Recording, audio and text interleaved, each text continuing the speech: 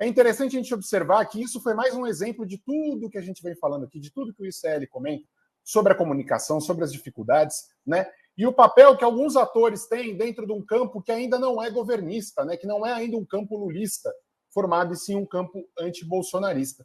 Esse campo antibolsonarista que está aqui na cor vermelha, ele vai ter como atores centrais não atores ligados diretamente ao governo, como sempre aconteceu com o bolsonarismo, por exemplo. Mas a gente vai ter alguns outros atores, como o Choquei, como a Janja, que vale aquela máxima da lenda de Damocles, né? E também do Homem-Aranha, que é com grandes poderes vem grandes responsabilidades.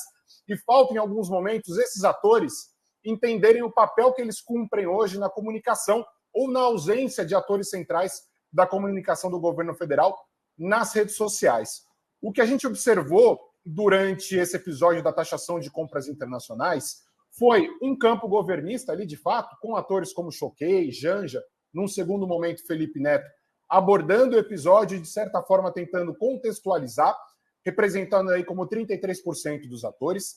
Mas a gente vai ter esse argumento utilizado por esses atores sendo muito criticado, não apenas por bolsonaristas, mas principalmente por atores ligados ao antibolsonarismo e não polarizados, que, como a gente fala desde o período eleitoral, são a força desse agrupamento antibolsonarista, né? Então a gente vai ter ali no centro do gráfico dois agrupamentos, um amarelo e um azul, que vão compor atores não polarizados, antibolsonaristas e alguns perfis liberais ligados a egressos do lavajatismo, do MBL, que vão explorar essa pauta e vão atrair esses atores não polarizados por meio de suas críticas. Esses agrupamentos amarelos e azuis, eles vão representar 25% dos atores. É um agrupamento muito grande de atores que não necessariamente têm críticas regulares ao governo federal, mas eles vão criticar principalmente dois pontos, Vivian.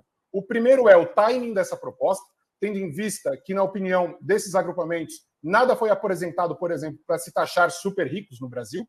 E o outro é essa questão do argumento, aquilo que eu falei no começo, do com grandes poderes vem grandes responsabilidades, afirmar, sem ter um trabalho interno, que apenas as empresas vão ser taxadas e não o consumidor, foi um argumento que repercutiu muito mal, foi criticado por muitos atores antibolsonaristas e não polarizados, e ficou nítido ali em determinado momento que isso não foi algo que saiu de um planejamento feito pelo governo federal de maneira sensata, né? Principalmente o timing.